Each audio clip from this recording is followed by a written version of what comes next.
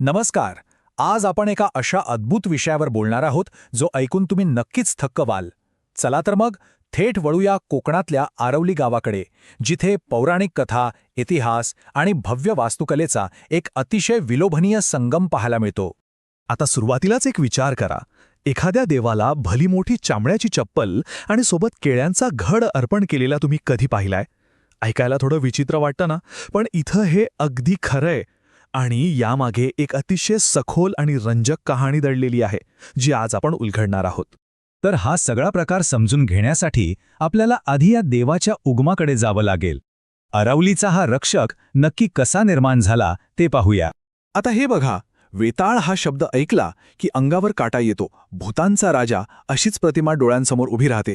पण इथं गंमत बघा, या वेताळ शब्दाला इथल्या लोकांनी प्रेमाने आणि आदराने बा हा प्रत्यय जोडला आणि त्यातून तयार झाला आपला वेतोबा.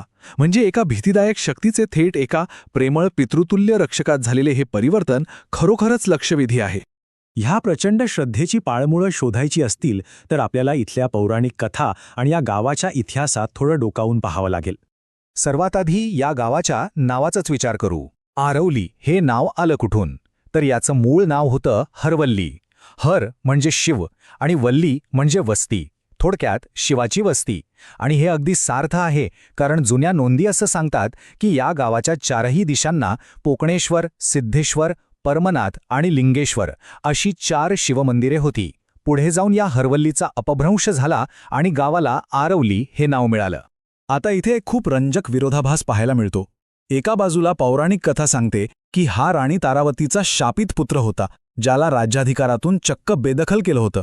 पण दुसऱ्या बाजूला याच शापित पुत्राने कठोर तपश्चर्या केली आणि साक्षात शंकर व कामाख्या देवीने त्याला एक दैवी रक्षक म्हणून पुन्हा सन्मान मिळवून दिला. एका शापित देवदूताचा थेट ग्रामदेवतेपर्यंतचा हा प्रवास थक्क करणारा आहे. हे तर झालं पुराणातलं, पण स्थानिक इतिहास काय सांगतो? तर 17व्या शतकाच्या सुरुवातीला भूमय्या नावाचे एक नाथपंथीय साधू इथे आले. त्यांनी जवळच्या सतानखानाच्या जंगलातून वेतोबा आणि सातेरी देवीच्या मूर्ती आणून गावात त्यांची स्थापना केली आणि इथूनच खऱ्या अर्थाने या ग्रामदेवतेची सुरुवात झाली. पुढे जाऊन हा विषय फक्त एका छोट्या गावापुरता मर्यादित राहिला नाही बरं का. या देवस्थानाला चक्क राजमान्यता मिळाली आणि याचा प्रचंड वास्तुविस्तारही झाला. इतिहासाची पानं चालली की आपल्या लक्षात येतं 1660 मध्ये बांधलेलं एक साधंसं मंदिर वेळेनुसार कसं विस्तारत गेलं. आदिलशहाने हे गाव सावंतवाडीच्या राजांना दिलं. मग 19व्या शतकात तिथे एक भव्य सभामंडप उभारला गेला आणि 1996 मध्ये तर या संपूर्ण मंदिराचा अतिशय भव्य असा जीर्णोद्धार झाला. आता तुम्ही विचार कराल की याला राजमान्यता कशी आणि का मिळाली? तर यामागे एक खास कारण आहे. पोर्तुगीजांविरुद्ध झालेल्या इब्रामपूरच्या लढाईत सावंतवाडीच्या राजांनी वेतोबाला नवस केला होता आणि या लढाईत त्यांना जो दणदणीत विजय मिळाला, त्यानंतर राजांनी कृतज्ञता म्हणून या देवस्थानाला सढळ हाताने भरपूर जमिनी दान केल्या. आणि या शाही पाठिंब्याची झलक आज या मंदिराच्या वास्तुकलेत स्पष्ट दिसते. हत्तीच्या पाठीसारखं दिसणारं ते गजपृष्ठाकार छत, जिथून दिवसातून 3 वेळा नौबत वाजते, अशी ती 3 मजली नगारखान्याची इमारत आणि त्यावर कळस असलेला तो कमळपाकळ्यांसारखा 6 मजली भव्य दीपस्तंभ. हे सगळं एखाद्या वास्तू आश्चर्यापेक्षा नक्कीच कमी नाही. चला आता जरा मुख्य गाभाऱ्यात जाऊया आणि या भारावून टाकणाऱ्या देवतेचं प्रत्यक्ष रूप कसं आहे ते पाहूया. कल्पना करा, गाभाऱ्यात चक्क 9 फूट 2 इंच उंचीची एक अवाढव्य मूर्ती उभी आहे. होय, 9 फूट 2 इंच. हे पाहताच एका महाकाय आणि शक्तिशाली रक्षकाची प्रतिमा आपल्या मनात कायमची कोरली जाते. या मूर्तीचं स्वरूप खरोखरच अंगावर काटा आणणारं आहे. एका हातात भली मोठी दुधारी तलवार आणि दुसऱ्या हातात धगधगतं अग्निपात्र. चांदीचे भेदक डोळे, चांदीचे कल्ले, कमरेला दगडांनी विणलेला गोफ आणि गळ्यात कमळांची माळ. हे सगळं पाहताना एका अत्यंत रौद्र पण तितक्याच प्रभावी देवतेसमोर उभं असल्याचा भास होतो. या देवस्थानाची आणखी एक अनोखी प्रथा म्हणजे दर 100-125 वर्षांनी ही मुख्य मूर्ती बदलली जाते. पारंपरिक फणसाच्या लाकडापासून बनवलेल्या मूर्तींपासून ते अगदी अलीकडे म्हणजे 1996 मध्ये स्थापन झालेल्या आधुनिक पंचधातूच्या मूर्तीपर्यंतचा हा प्रवास आपल्याला इथल्या परंपरेची सातत्यता दाखवून देतो. आणि ह्या लाकडाच्या वापरामुळे एक खूप सुंदर गोष्ट घडली आहे. आरवली गावात फणसाच्या झाडाला इतकं पवित्र मानलं जातं की तिथे कोणीही फणसाचं झाड कधीच कापत नाही.